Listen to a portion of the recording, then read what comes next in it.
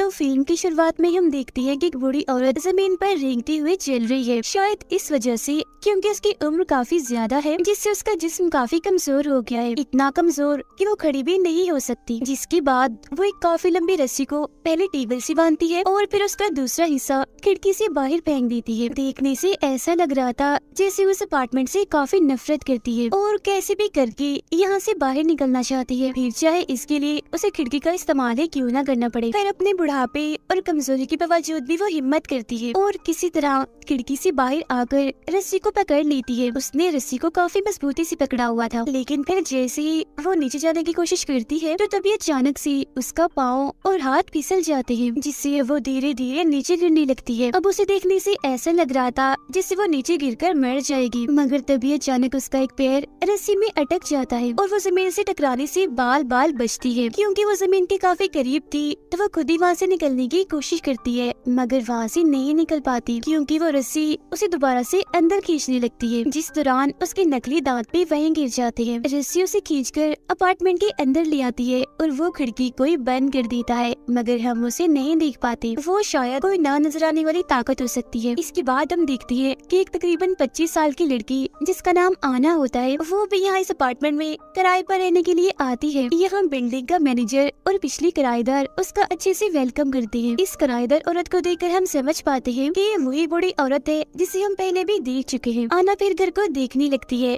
जो उसे काफी पसंद आता है और फिर जब मैनेजर उसे अपार्टमेंट का बहुत ही कम किराया बताता है तो उसकी खुशी का तो कोई ठिकाना ही नहीं रहता। वो सोचती है कि चलो मौज हो गई, बहुत सस्ते में मिल रहा है और वो भी इतना अच्छा। फिर अपार्टमेंट में रहने के लिए आना को एग्रीमेंट के कागजात दिए जाते हैं साइन करने के लिए, लेकिन साइन करने के लिए वो बूढ़ी औरत से पूछती है कि आप इस अपार्टमेंट को क्यों छोड़ना चाहती है। फिर थोड़ी देर चुप रहने के बाद बूढ़ी औरत जवाब देती है, वो दरअसल मैं इसलिए जा रही हूँ यहाँ से क्योंकि मैं दुनिया घूमना चाहती हूँ। अब उसकी ये दुनिया घूमने वाली बात सुनकर आना को काफी अजीब लगता है। वो सोचती है वाह, इस उम्र की औरतें घर में आराम कर रही है, मर रही है और इसे घूमने की पड़ी हुई है। फिर आना उन्हें अपने बारे में बताने लगती है कि मैं इस शहर में नहीं आई हूँ, मैं मेरे दोस्त के साथ यहाँ पर आई थी, मगर हमारे बीच झगड़ा हो गया तो मैं उससे अलग होकर यहाँ आ गई। अब जैसे जैसे वो अपने बारे में बताती जा रही थी तो बूढ़ी औरत को काफी फिक्र हो रही थी कि ये पेपर्स पर साइन कर ही नहीं रही, टाइम ज़ाया किया जा रही है। फिर वो आना से पूछ लेती है कि क्या तुमने अपार्टमेंट लेना भी है या नहीं, ये सिर्फ बातें करने आई हो। जिस पर आना कहती है हाँ हाँ क्यों नहीं, मुझे अपार्टमेंट चाहिए चाहिए। जिसके बाद जब वो उसे एग्रीमेंट के कागजात पकड़ाती है और वो साइन करने लगती है तो पेन ही नहीं चल रहा होता, लेकिन बूढ़ी औरत के पास पेन निकल आता है और वो फौरन आना को देती है। ऐसा लग रहा था कि इस बूढ़ी औरत को काफी जल्दी है इस अपार्टमेंट को किराए पर देने की। अब जैसी उनकी डील बनती है, मतलब कि आना ये अपार्टमेंट किराए पर ले लेती है, तो बूढ़ी औरत जल्दी से अपना सारा सामान पैक करके यहाँ से चली जाती है। फिर मैनेजर आना को अपार्टमेंट की चाबियां देते हुए कहता है कि घबराना नहीं और कोई भी मदद चाहिए हो फौरन मुझे कॉल कर लेना, मैं आ जाऊंगा। ये कहने के बाद वो भी चला जाता है। बाद में आना जल्दी से घर को साफ करती है और अपना पूरा सामान सेट करके दीवारों पर पेंट करने लगती है, क्योंकि यहाँ की दीवारें काफी गंदी और पुरानी लग रही थी। अपार्टमेंट में काफी गंदगी और धूल मिट्टी भी पड़ी होती है, इसीलिए वो फालतू सामान बाहर फेंक देती है। जिसके बाद वो एक छोटे से कपड़े से सारी धूल मिट्टी साफ करती है और बाद में वो कपड़ा भी वो बाहर फेंक देती है। लेकिन फिर जैसे ही वो कूड़ा फेंक कर वापस आती है तो बड़ी ही हैरान करने वाली चीज देखती है कि जो धूल मिट्टी पहले उसने साफ की थी वो दोबारा से वहाँ पर आ गई थी, और तो और जो पेंटिंग उसने वहाँ पर लगाई थी वो नई थी जो कि अब पुरानी हो गई थी। हर जगह पर पहले से भी ज्यादा धूल मिट्टी आ गई है और उसके जो ताजे फल थे जिसने अभी अभी रखे थे वो भी सड़के पुराने हो गई थी, और जो कपड़ा धूल मिट्टी साफ करके वो बाहर फेंकने गई थी वो भी अब वापस आ गया था। अब ये देखकर तो उसे बड़ा ही अजीब लगता है, यहाँ तक कि वो काफी डर गई थी, मगर फिर भी उस पर इतना ध्यान नहीं देती और दोबारा से इस जगह को साफ करने लगती है। मगर हर बार जब भी वो इस जगह को साफ करती है दोबारा से वो गंदी और पुरानी हो जाती है। अब इससे भी बड़ी हैरान करने वाली चीज ये कि हालांकि आना 25 साल की थी, मगर उसकी आंखों के नीचे स्याह हल्की पड़ने लगी थी, उसके चेहरे पर झुर्रियां पड़ रही थी जो तकरीबन बड़ी उम्र के लोगों की पड़ती है। जिसके बाद वो थक कर वही सोफे पर ही सो जाती है।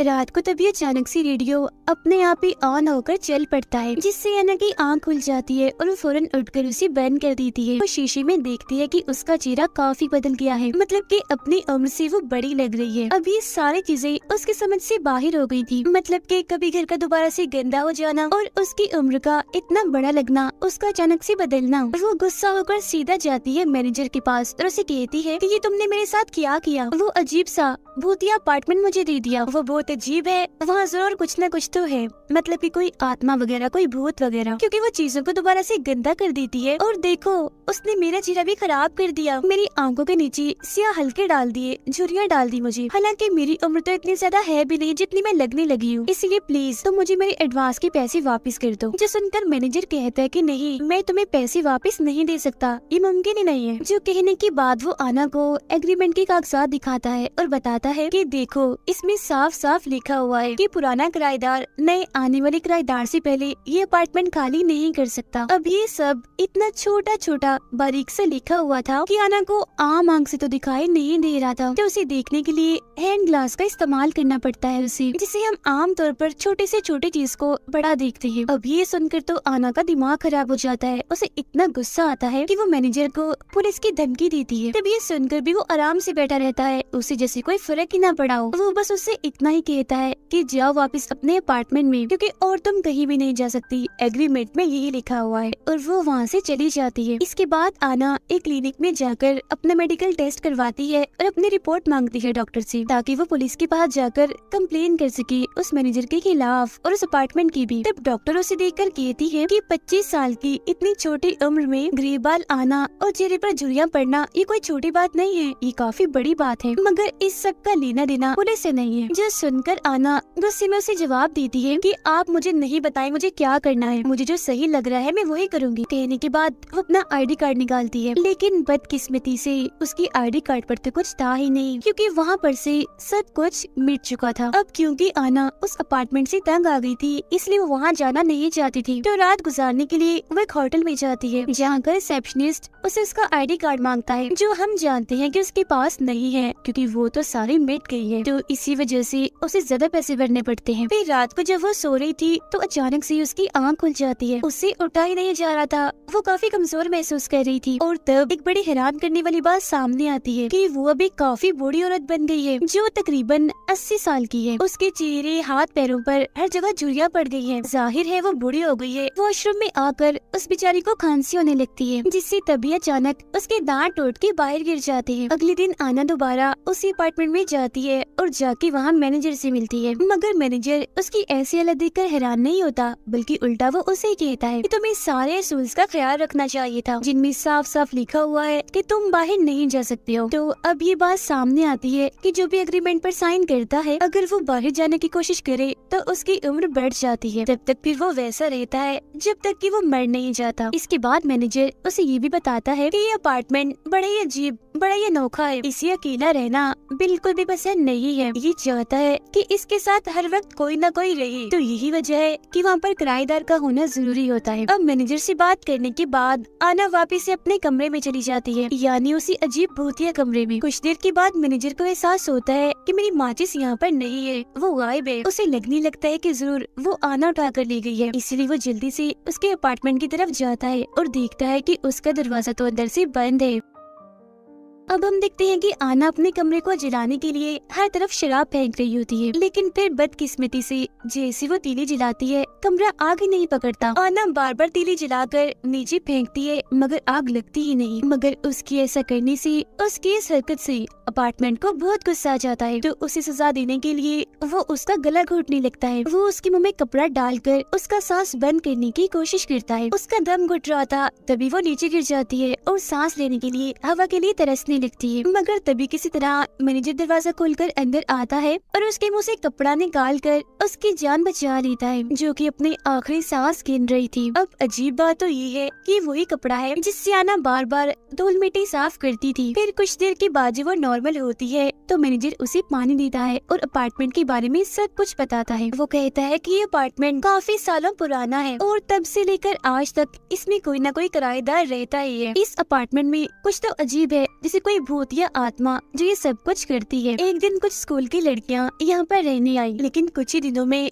वो बहुत ज्यादा बूढ़ी हो गई, जैसे तुम हो गई हो। ये हादसा खबरों में भी आया और हर जगह फैल गया। फिर एक आदमी को लगा कि यहाँ पर कोई भूत, कोई आत्मा है, इसीलिए उसने यहाँ पर जादू करने की कोशिश की, मगर वो अपने प्लान में कामयाब नहीं हुआ। उल्टा बड़ी अजीब तरीके से उसकी मौत हो गई, जिसका मतलब ये है कि इस अपार्टमेंट में जो कोई भी चीज है वो बहुत ही खतरनाक है और यहाँ पर कोई भी किसी भी किस्म की छेड़छाड़ वो पसंद नहीं करती। यही वजह है कि गवर्नमेंट ने भी इस अपार्टमेंट के बारे में सोचना बैन कर दिया है और इसे बस खुफिया ही रखा हुआ है। पुलिस भी यहाँ पर आने से डरती है, इसके खिलाफ कोई भी एक्शन वो नहीं लेती। फिर जब मैनेजर वहाँ से जा रहा होता है तो वो उसे मशवरा देता है कि अगर तुम्हें अपनी जान इस अपार्टमेंट से छुड़वानी है तो कोई नया किराएदार ढूंढ कर लाओ, क्योंकि तुम्हारे पास ये एक चारा है जिससे तुम यहाँ से निकल सकती हो, वरना इसके अलावा यहाँ से तुम नहीं निकल सकती। आगे हम देखते हैं कि आना तैयार होकर अपने दोस्त के पास जाती है उसे मदद मांगने के लिए, लेकिन जाहिर है वो बूढ़ी हो गई थी, इसलिए वो उसे पहचान ही नहीं पाता। वो उसे अपनी पहचान बताने की भी कोशिश करती है कि मैं हूँ, मुझे पहचानो आना, मगर उसे ऐसा लगता है कि बूढ़ी औरत शायद ये कहना चाहती है कि मैं आना की दादी या फिर नानी हूँ। और फिर तभी इधर उसके दोस्त की वाइफ आ जाती है, क्योंकि उसने शादी कर ली थी, वो उसे लेने आई थी। यहाँ उसके सामने ये बात आती है कि ये दोनों भी अपने रहने के लिए किराए पर घर ढूंढ रहे हैं। अब हालांकि उसके पास ये अच्छा मौका था कि ये उन दोनों को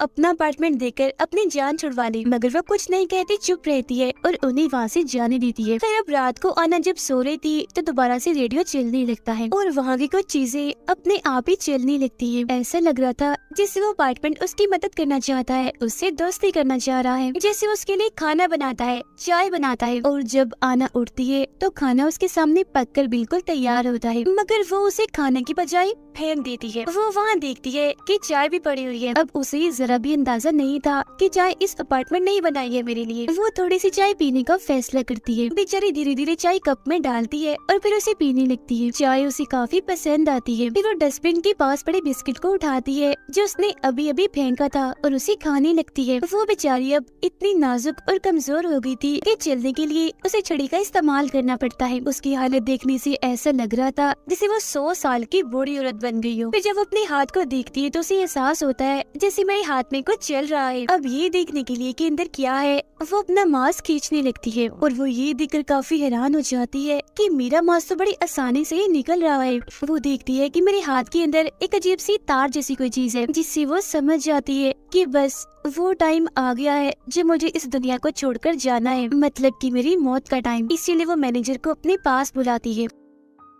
फिर अगली सीन में हम देखते हैं कि कपल यहाँ अपार्टमेंट देखने के लिए आता है और ये कपल और कोई नहीं बल्कि आना का दोस्त और उसकी वाइफ थी। सारे लोगों की तरह वो भी इतना कम किराया और फर्नीचर देखकर काफी खुश हो जाती है। उन्हें ये बात भी काफी अच्छी लगती है कि हमारे आसपास भी कोई नहीं रहता, इसीलिए वो फौरन एग्रीमेंट पर साइन करने के लिए तैयार हो जाती है। अभी आना का दोस्त एग्रीमेंट पर साइन करने ही वाला होता है कि तभी आना आसपास होने वाली चीजों को देखने लगती है। वो तभी अचानक अपना वो वक्त देखने लगती है जब वो यहाँ पर आई थी, यानी जब उसे इस जाल में फंसाया गया था, जिसकी फौरनी बाद उसे अपने दर्द का एहसास होता है कि आखिर में कैसे इन सब हालात से गुजर रही हूँ। वो चाहती थी कि जैसा मेरे साथ हुआ वैसा किसी और के साथ ना हो, इसीलिए वो अपने दोस्त को इस मौत जैसे एग्रीमेंट पर साइन करने से रोकने के लिए उसके हाथ पर गरम गरम चाय फेंक देती है, जिसके बाद वो उसे इस एग्रीमेंट से दूर हटा देती है और चिल्लाकर कहती है कि चले जाओ यहाँ से और वापस लौटकर कभी मत आना। कुछ कहे बगैर ही वो यहाँ से चली जाती है। अब जाहिर सी बात है वो तो चले गई थी, तो इसका मतलब साफ था कि आना ने अपने यहाँ से निकलने का आखिरी मौका भी खो दिया है। हालांकि अगर वो चाहती तो अपने दोस्त से बदला लेने के लिए उसे इस जाल में फंसा सकती थी और अपने कुछ आखिरी बुढ़ापे के दिन वो आराम से सुकून से बाहर गुजार सकती थी, मगर उसने ऐसा नहीं किया क्योंकि अभी भी उसके दिल में अपने दोस्त के लिए प्यार और इंसानियत बाकी है। उसने यहाँ पर खुदगर्जी का मुजाहिरा नहीं किया बल्कि अपने दोस्त को बचाया। ऐसा करके उसने अपनी जिंदगी की कुर्बानी ही दी है, क्योंकि वो कैसे भी करके इस मनहूस उस अपार्टमेंट का खात्मा करना चाहती है। अब ये देखकर वो मैनेजर भी काफी हैरान रह जाता है। फिर जब मैनेजर वहाँ से जाने लगता है तो आना उसे कहती है कि जाते जाते मेरा एक काम कर दो, तुम दरवाजे को बाहर से लॉक कर देना और फिर कुछ सालों तक यहाँ लौटकर वापस मत आना, क्योंकि मैं इस अपार्टमेंट का खात्मा करने की कोशिश करूंगी। क्योंकि साथ ही साथ उसका मानना ये था कि अगर कोई यहाँ पर नहीं आएगा तो इस अपार्टमेंट का जो साइकिल बना हुआ है लोगों को मारने का, बर्बाद करने का, वो खत्म हो जाएगा। मतलब ना लोग बूढ़े होंगे और ना मारे जाएंगे, और अगर एक किस्म का यहाँ कोई शराब है वो भी टूट जाएगा। जो भी आत्मा भूत इस अपार्टमेंट में हुई वो भी मर जाएगी। अब मैनेजर उसकी इस बहादुरी की तारीफ करता है और उसे गुड बाय कहकर वहाँ से चला जाता है। उसके जाने के बाद हम देखते हैं कि आना अब इस अपार्टमेंट में बिल्कुल अकेली है। ना तो यहाँ पर उससे मिलने कोई आएगा और ना ही उस बेचारी में इतनी ताकत है कि वो सीढ़ियाँ उतरकर नीचे जाए। उसकी हालत देखकर ऐसा लग रहा था जैसे उसके मरने का टाइम आ गया है। इसीलिए वो खिड़की के पास जाकर आखिरी बार